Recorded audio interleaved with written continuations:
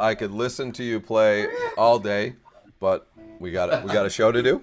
I hate to Oh, that's interrupt, awfully nice. but we've got people showing up right now on the stream. Thanks for everyone for being here. Some of you, it's in some parts of the world, it's Mother's Day, so say Happy Mother's Day to Oh your boy. mom. And Oh, I'm excited about today. We got a little blues tinge on it today, but I yes, just want to sir. preface by saying, like, I get a lot of questions and emails keep coming in, and people are like, "Look, they're talking about the problems that they have with playing. A lot of people come to us and go, look, I really want to learn how to solo." And I think the first thing that I say is like, look, it's not about, you have to have the knowledge, but it's not necessarily about learning a million scales. It's not necessarily about learning a million different chords. It's really, when it comes down to it, and I know you say it all the time, it's all about phrasing. And phrasing is about taking, like, what you can start with what you already know, and if you can take the pentatonic scale and phrase beautifully, you can have an entire career Sure. and move millions of people.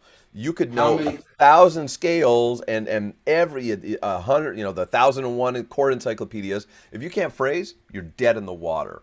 Is that safe to say? Oh, it's the only way to say it. We know, we could probably just list off the top of our heads one player after another that had no harmony background, just knew maybe the pentatonic, the blues scale, uh, maybe a couple other little things.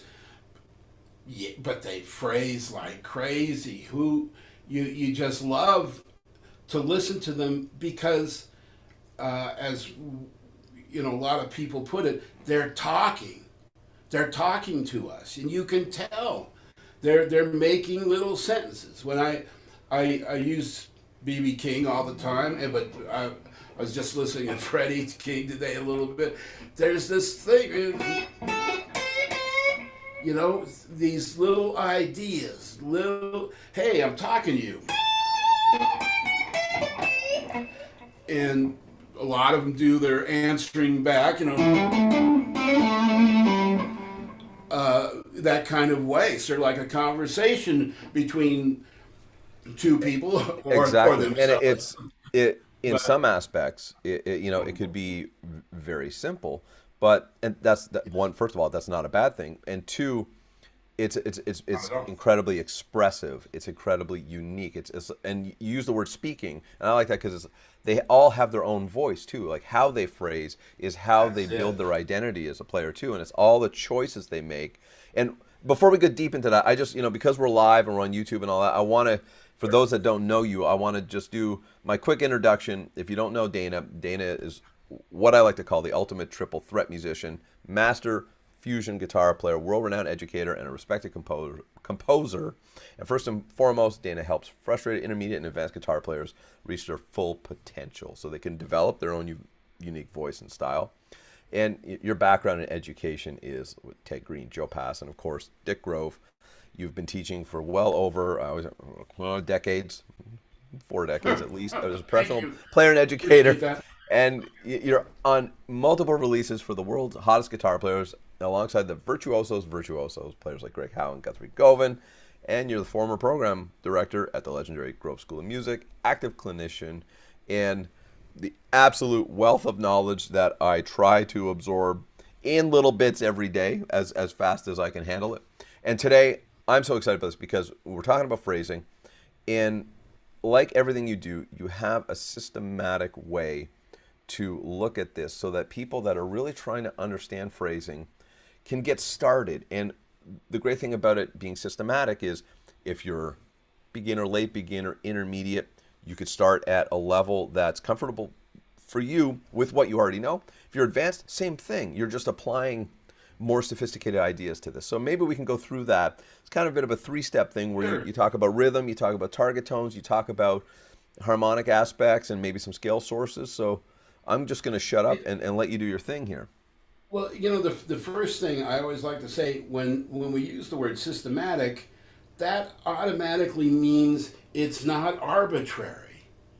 And I just have to throw that in because that's what we do. We learn arbitrary licks, and that's cool. There's nothing wrong with the lick itself, unless you take that lick and you don't do anything with it. I've been teaching my students for 40 years. If you come to me with a lick, you better be ready to go through the whole neck with it, and that's when it's going to mean something to you. And so, systematic is the exact opposite to me of arbitrary, which is what licks are. So, I'll take my students. We go through step one, and I pretty much do this with intermediate all the way up to advanced. Even though they're really advanced and they can do some great things, let's just start at this basic place of saying, what if we've got 8 eighth notes in a bar? And I'll say, let's do sequences. Here's A minor pentatonic, which pretty much every guitar player knows, this shape of A minor pentatonic. So I say, here's 8 eighth notes. What are we going to do with them? There's our rhythmic structure. It's something I call center line, using eighth notes. Pretty much from moderate, slow, all the way up to fast. That's where we want to sit with our thinking, and our body is with eighth notes. And so it's a great place to start working on phrasing. Just here's 8 eighth notes. So we always do sequences. And that's what these are. There's just sequences of 4. Because you're going to get so much out of that, right? You're just getting that eighth note movement going. And people misunderstand this. Well, it sounds mechanical. It's like, that's the point. Like you're working on 100 things at once, and then you're going to move that to phrasing, right? Sequences they're just notes, my friends. So when we've seen, on a movie or anything, you see a classical pianist who, for the first half hour, is just doing mechanical exercises up. That's to get their technique, to get warmed up, to get their visualization, to get everything together. The same thing for guitar. That's the only complaint I ever get from students when I first start them out doing sequences. I don't want to be a mechanical player. The more advanced students, when I say do that, play sequences, I love it. I love it. It's you start to get used to this, getting your right hand going, getting the left hand. We do it through every shape, and as I'll show in a little bit. The idea is that they're just notes, my friends. When I do this, can I go? Yes, I can. I can do a million different things with that. So let's walk through that a bit. I'm starting with maybe a sequence of 8 notes to get this rhythm going. What would you say the next step would be? Like I always hear it's often where you land, when you're starting to build a phrase. Like, you kind of have to know where you're going. And we had blues up here. Like, so maybe we could look at that first point into the fourth chord. Let's talk. The blues it's good that we're sort of using the blues here. It's a great place to start, because one of the reasons guitar players like the blues a lot is because you can use the blues scale over it, right? You create cool licks. So, but the thing is once you got a few licks that are cool, and I've had students tell me this over and over again, they stop thinking about the progression. Let me just play this. I'm going to play the same lick in different places.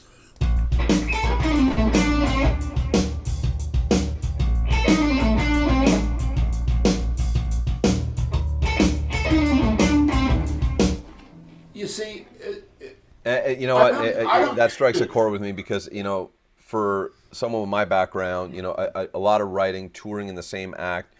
Even if I've composed or improv something in the studio, you get on the road and you start to detach from. I'm more reciting parts that I created a year or two before, and you detach from the progression, And you did exactly that. It's going, if you just learned that lick, you're like, hey man, you convince yourself into you thinking you're doing something, but you forgot that like there's a progression going on underneath, and there's more to it than that, right? Like, It's a big deal. I mean, if you feel comfortable with what you're doing, that's great. You know, a lot of guitar players, they have 6, 7 great licks, and they just sort of arbitrarily put them together in, you know, one night after the next. They're in a different order, or they use, you know, sustaining a tone or some kind of other idea to mix it up every night. That is not, you know, what we talk about as real improvisation. In a way, is not putting a bunch of licks together, but creating things that you hear, and developing them as and well. one of the things you kind of, I'm going to start calling you the doctors, like you prescribed for me, is you have this concept of the 3/7 frame, because one of my weaknesses was I realized I wasn't fast enough at seeing the target notes to land on the changes, because exactly that, I was forgetting about the progression, and you go, well, here, try the 3/7 frame. So maybe explain that a little bit and tack that onto the end of this sequence. Again, the blues works perfectly here. In the blues, when we get to bar 5, we always go to the 4 chord.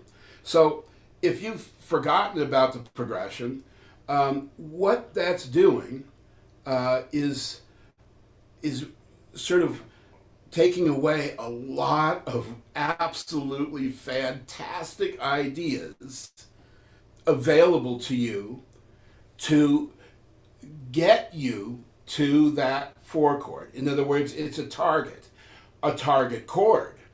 And in that target chord, there's tones in it that we want to target as well. And the first thing I show students is what I call a frame. A frame is a base to work from that's simple, basically, that you can feel real comfortable with. You can go back to anytime. It's like a safety net, but you can always work out from it.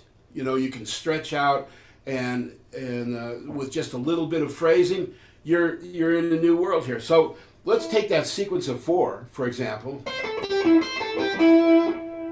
And when we go to the 4 chord, I'm going to target the 3 and the 7, or one of those two, the 3rd or the 7th, and you'll hear it instantly. You'll know what's going on, but it's as simple as it is. It works just great.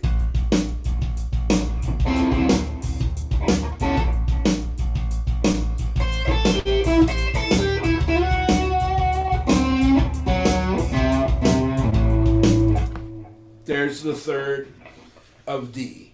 And I just want to know, it's like it's also an easy thing to kind of trick yourself intellectually of going, oh, well, of course, I'm just targeting the 3rd. But you start putting that into, you know, you're under the gun, you're playing live, you're recording, you're improvising. So you've got to be able to see the 3rd and 7th of every chord, every transition, and eventually, if it's pivoting and changing keys, like down the line, that simple frame becomes such a crucial foundational concept. So I just want to underline that. It's like, even though it sounds so simple and colorful now, that foundation's not there. The building's going to collapse. If I can say, I mean, here's 3/7 let's just say in this register for D7. I mean, none of my most advanced students, including myself, can say, "Oh, yeah, I know how I can get to that 3/7 from." So I'm going to put you on the spot.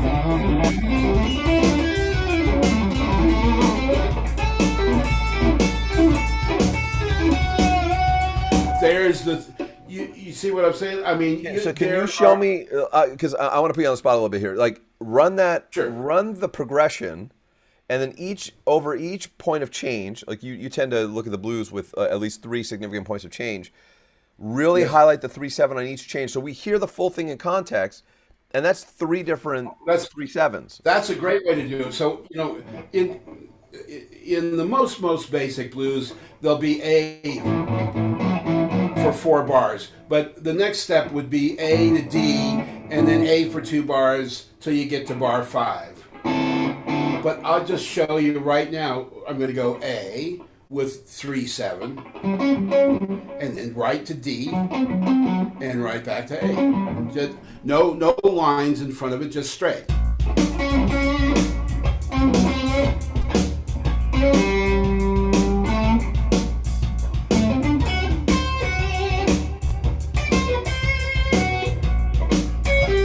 Here's, I'm sorry, but that went to the 6th chord there. But on the 5, here's F. Here's 3/7 on E to D. When we use 3/7 lines, you don't need the root, you don't need the fifth. It's our ears, whether we've had a ear training class or a harmony class ever in our life, our ears are really intelligent and can hear that and go, I know what's going on. And exactly, and that's I think the whole way of like this is one way to ensure that when you're phrasing, you're always landing on your feet because you've chosen where you're going, right? And you're ensuring that you're picking the money notes on that next chord. Can you pick other notes? Of course, but you have, if you can't do 3/7, I always say it's like you have to walk before you can run, and so 3/7 is really going to get you going there. So now we have step 1, you got the rhythm going with the sequence. 2, you got the target. Now we know where we're going. 3 would be, maybe let's look at that sequence again and see, can you change? Can you add sophistication to that? Like now instead of having a straight 8th note, can we maybe mess with the rhythm a bit and start turning that from mechanical into musical? Just one great example, I think, is I get intermediate students and I say, well, do you really feel comfortable with 8th notes? And they say yes, and I go, okay, I want you to play staccato 8th notes off the and of every primary beat. The and of 1, the and of 2, the and of 3. And many times they fall flat on their face.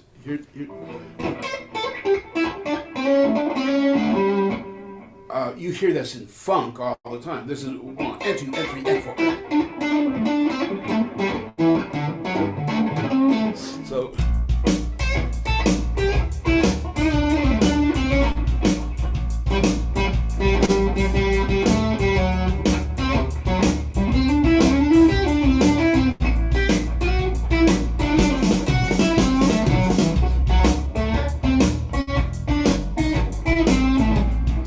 And I can speak from absolute personal experience that this week, it's no secret, I've been really, really trying to get like Dom Pent under my fingers, and I've been doing a lot of straight sequences on that, and I started displacing it or doing permutations, and I just flipped it by an 8th note, and it was like I was falling down the stairs because my brain automatically started locking into the comfort of going, okay, you're tricking yourself. Hey, you're kind of getting this, hot shot. This is really starting to sound good. Your overall 3 changes.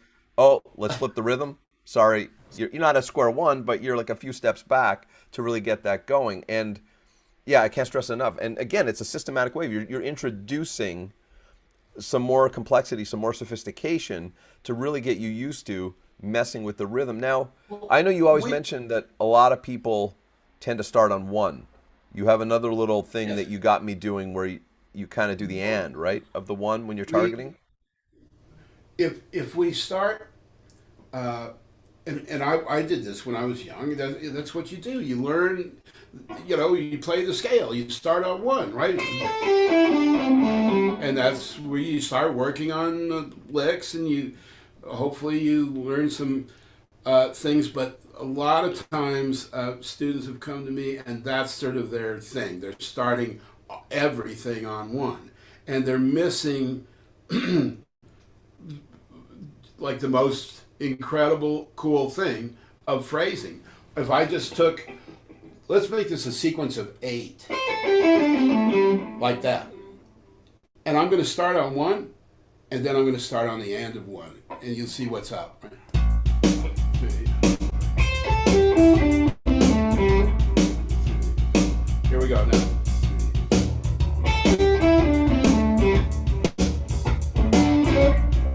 It lifts That's the whole phrase up small, in energy, right? Like everything little, is now, it's given a bit little of a push, a little. that it sounds well. All, all my great favorite blues players, they have this thing nailed down. They don't. I mean, things will start on one once in a while, sure, but they might go one and two and three and four. Right, that's starting on the and.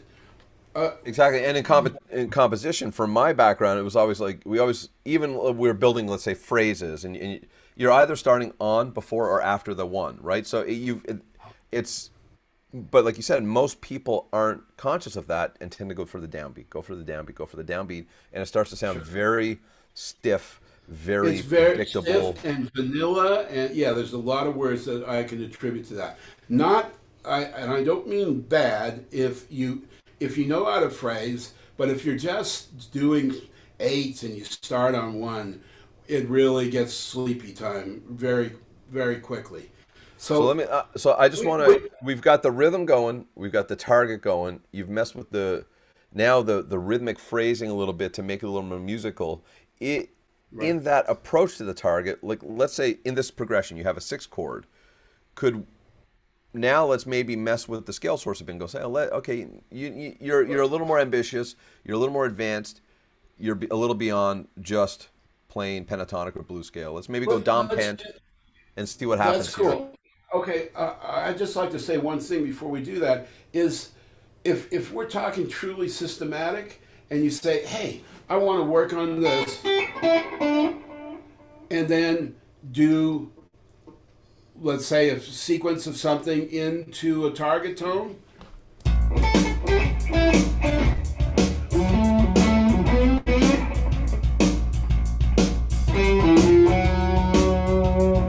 So I did that with the, then I did a phrase which could just be sequences into a target tone. Listen, folks, systematic means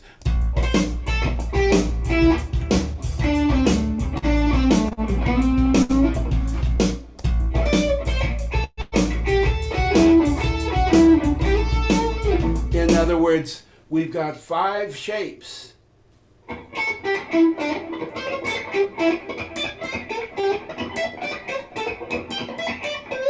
Then you do your sequence into a target tone.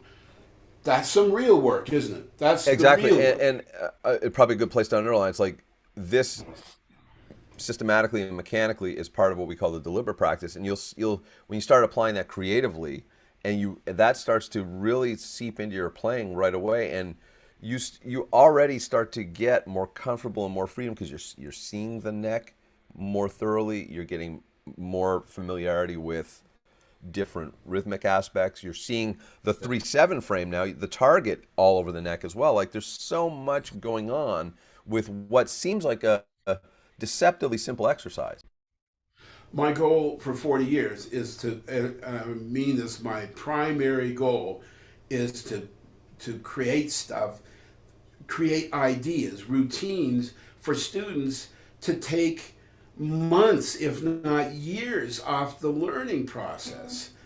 There's so much useless stuff that my students have come to me with, and this idea of saying, hey, systematically, I'm working on this rhythmic idea, I'm working on the visualization process, I'm working on my right hand, getting used to those anticipations, and then going into a sequence. I'm working on targeting a tone in any register of the neck. You're doing five, six things at the same time. And I'm going to throw It's in a seventh, eighth, or ninth thing because I want you to go to that Please sixth do. chord, and because I'm Okay, so we're on into the Dom Pent right now that it blows my mind now that you take even now this and you take it one step higher with a whole other scale source. Okay, this is my decades long favorite shape. It's versatile. I've been using it just year after year after year, and I'm still shocked, pleasantly surprised, to be able to apply it in different ways for different tunes. It's stylistically, it's what's the best way to put it? Pick Agnostic, a genre. maybe. Agnostic. It's pick a genre and it works. Dude, From it's serious blues, country, it's country, it's serious rock, country, it's serious rock, fusion. It fusion, and again, it comes blues, down to it's not just the scale jazz. source, it's the phrasing, right? Like it's how you It's use the it. phrasing. Right. Can we play, everybody, whether you know this or not, this pentatonic scale is not a rock scale. If you listen to some of the serious bebop players, pentatonic is all over the place, over some of the most difficult tunes in jazz. If you listen, if you're into, I'm really into Brazilian pentatonic all over the place. So this new shape, I call it new, even though it's been around for 50 years, it's called dominant pentatonic, and all it is one note difference, and it's just so versatile. I've said my piece there. So when we get into a little bit more advanced rock, like this is just a rock progression, isn't it? A shuffle. When you just got a power trio, whatever, you still hear bass going.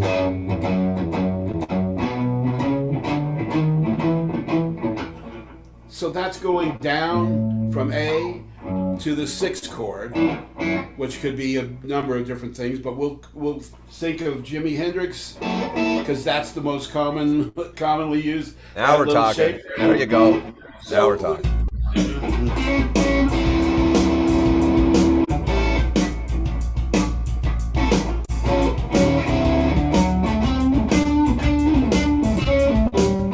Sixth chord.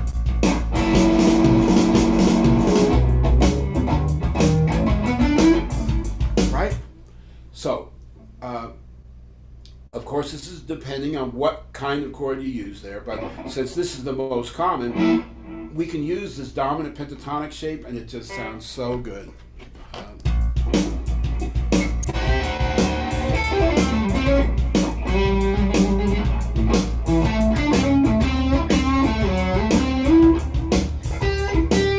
Here we go.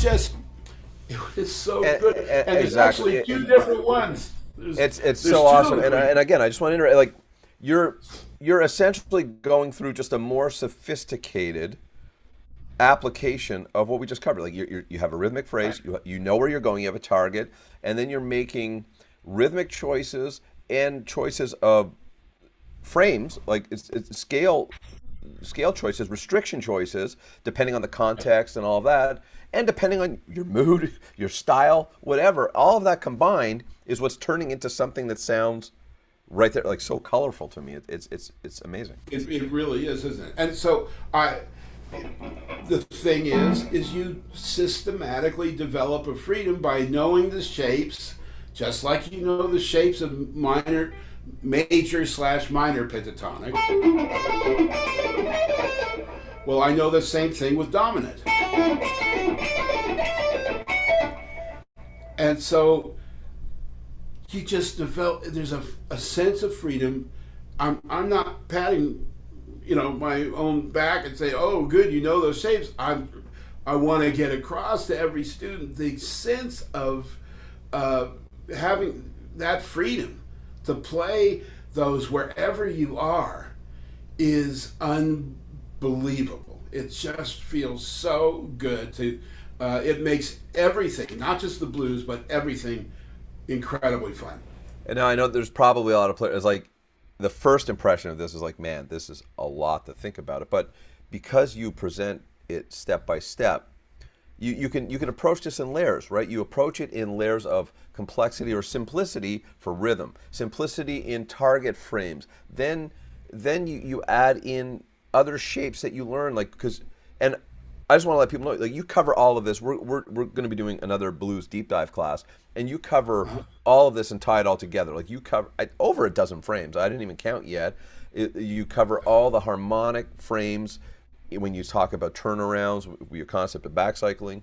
You talk about all the ways you can apply this rhythmically. You have a whole systematic way to do permutations on rhythm, basically just changing and displacing them to really get you to think on your feet.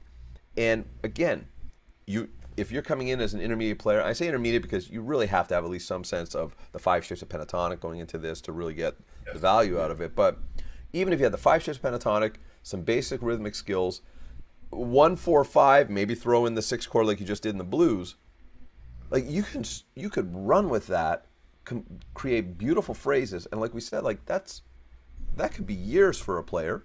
Or you're coming in going, hey, I got 8 no dominant under my fingers, no problem. You can operate at that level as well. If you're that guy and you want to be a little Henderson-esque, might I say, I've got friends who are advanced players, and every day I sit down and I'm trying to come up with some new things for me, selfishly, for me to develop my phrasing. And I'll go to them and say, check this out, and they're as shocked as I am. It's like everything hasn't been figured out yet, my friends. And when you've got a systematic way to do something, it's so beautiful because you can, this is going to take me, I'm going to go through this and do it over 6 weeks. Oh, I can only do it over 6 months because I'm, working or whatever. But if you've got these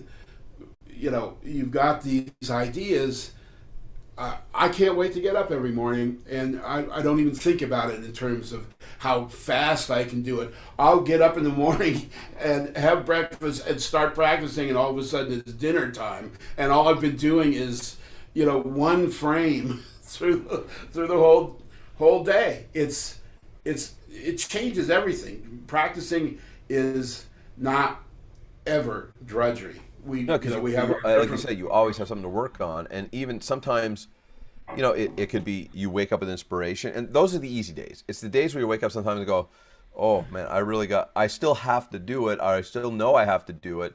You can even just look and go, well, I'm just going to pick a frame maybe I'm not comfortable with and work on that. And you know what? Yeah. 5-10 minutes in, you're getting the cobwebs out, and all of a sudden it's fun again because you've blown open the doors on something brand new. And you're going, this is amazing. And then you have a whole world of possibilities and ideas that just start to open up and end up in your playing before you know it. It's so exciting. It's trigger. What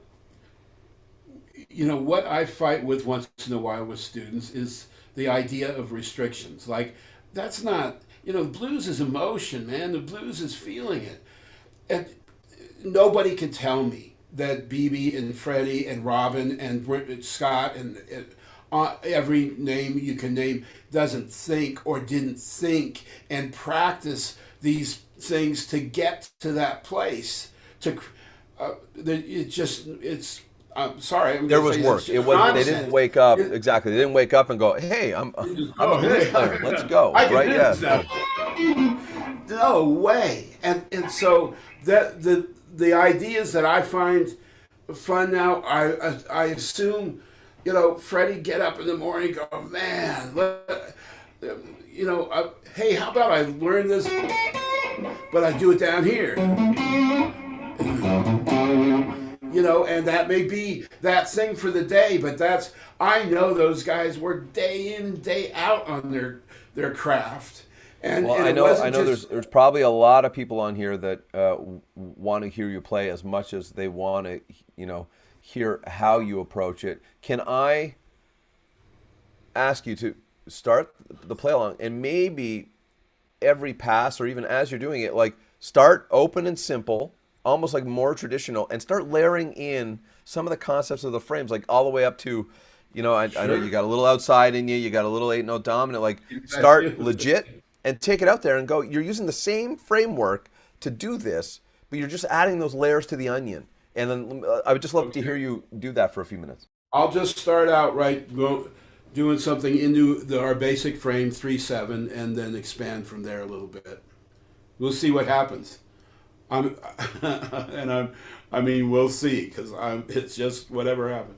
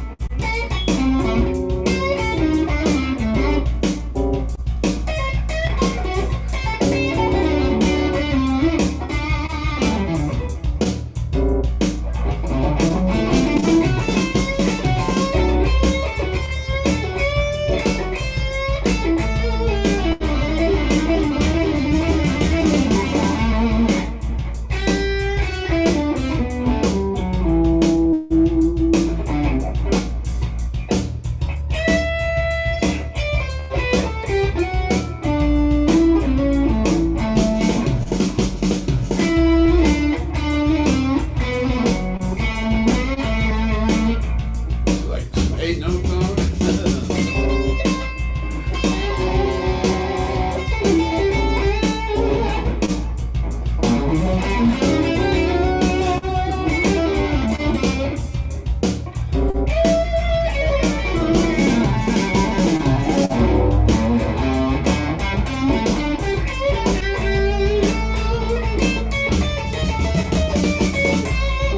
I love it, and I'm not gonna lie, I do it to you on purpose a little bit because it also proves that like you walk the walk because you're not coming here. That's not canned. It's like I'm putting you on the spot, and you're like, oh, and you're playing like, and you walk through exactly what we just talked about.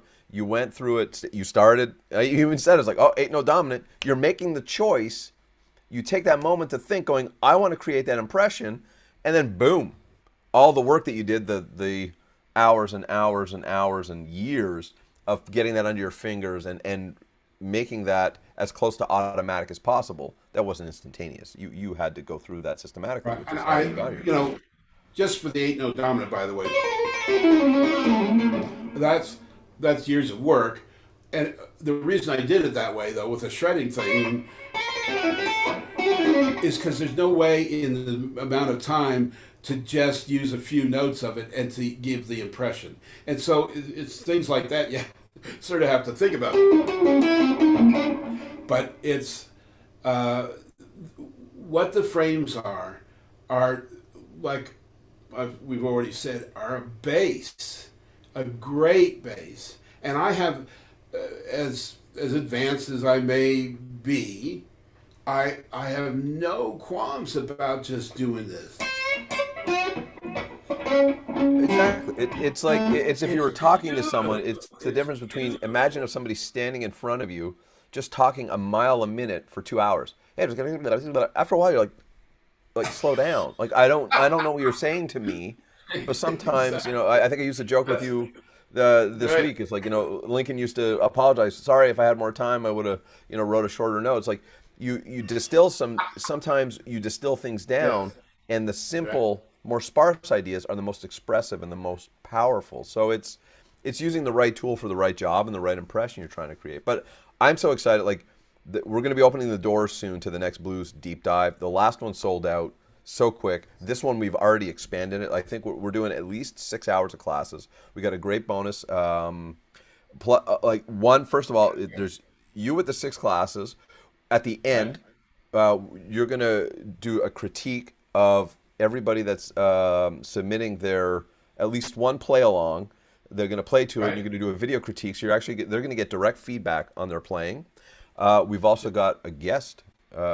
Adam Levine is joining us, Adam, another former good director. boy. I kind of call it almost a 2-for-1 deal here because it's both of you. You're like it's Yeah. like you got the right hand and the left hand coming from the old Grove School days to bring a different Yes. approach. Adam's a great player and a great teacher, and really, y- you know, he's killer at blues, but also he's a great fusion player, and I've just known And him for years. we're gonna have tons of PDFs. We're gonna have the cheat sheets. We're gonna have the play Oh, alongs. We're gonna our have the practice play-alongs. planner exercises for people to systematically go through it. And also, I just want to share with people. This is brand new. I reached out to my friends at Focusrite, and because we like to encourage and we like to reward the most passionate and the most committed to their playing. And this is one of the reasons why I've been talking about people getting on the waiting list. I'll put a link in the chat. It Out of the first 10 people, for the first 10 people that sign up to the course, you're going to get a potential to win a Focusrite Solo, which is a recording interface. This is pro level recording interface. Plus, it comes with a ton of bonus software. We're talking like Softtubes, Marshall, Amp Simulator. We got a Relab 480 reverb, like the 480. If you see in the old studio pictures, that's the reverb, the famous reverb that sits in the middle of an SSL. You can have access to all that. I think you get a free access to some Pro Tools for a couple months. Ton of stuff. You're gonna have a chance to win. So somebody, and this is not necessarily the best player. This is the person who shows the most progress, right? If you put in the Great. work and you go from day 1 to day 30, and you show the most progress and really worked on this, you got a chance to win this. And I'm gonna put the link for the waiting list. I want to put that in the chat so that if you want first access to sign up and be one of those first 10. Just go to that link, sign up to the waiting list. We're going to open the doors really soon on this class, and I think it's going to be amazing. I'm You so can't excited for this. you can't be a teacher and a student, can you? No, you're disqualified from.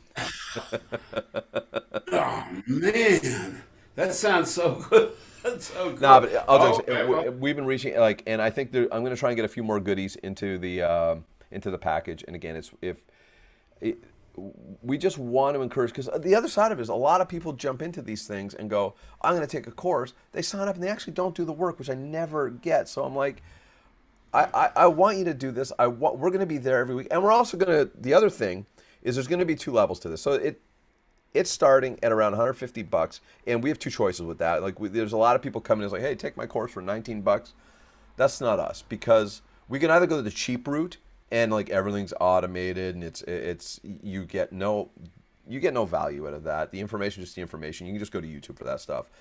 We choose to go a bit higher price point so we can give everybody the attention they need, and we're going to offer a second option.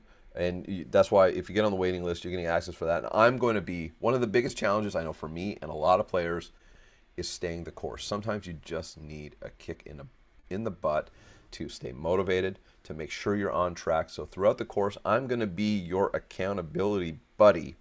And every week, the first 3 weeks, is you'll jump on a call with me. We'll do a little kind of group huddle and make sure that you're on track, making progress.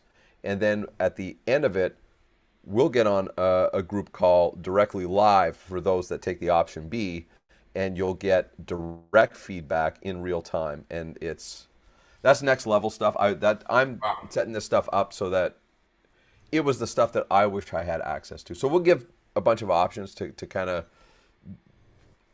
be the best, whatever's best suited for you, however you want to learn. But I'm so excited. Get on that list. I think I got to just throw in our content is light years, just from what I've experienced of anything out there, unless you want to jump into some of the schools in Boston or L.A. or New York, and then you need a American Express black card, I think, for that, wouldn't you say?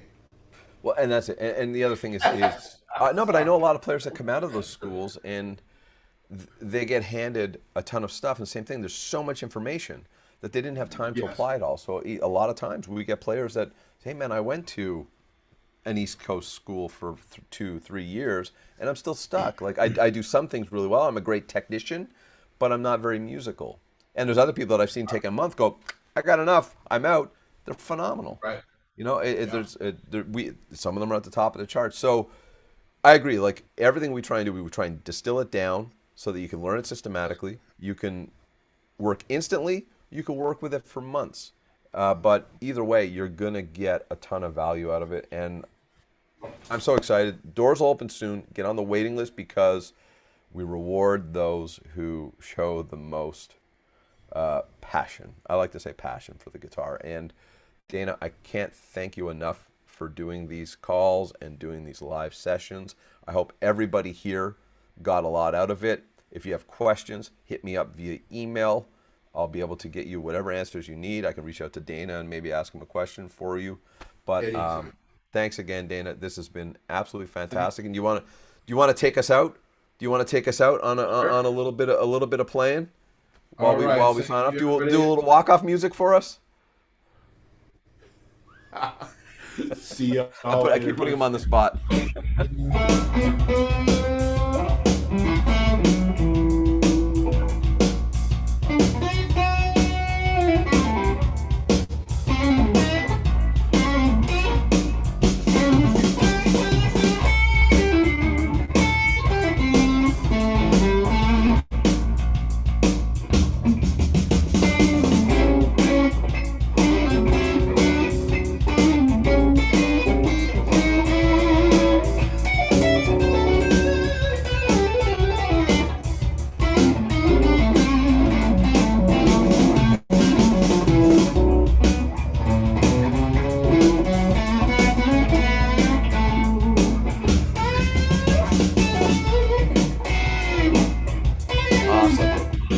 Thank you so much. Thank you, everybody, for hanging out today on a Sunday. And we'll see you again real soon. And hope to see a bunch of you inside the next Blues Deep Dive. Dana, thank you.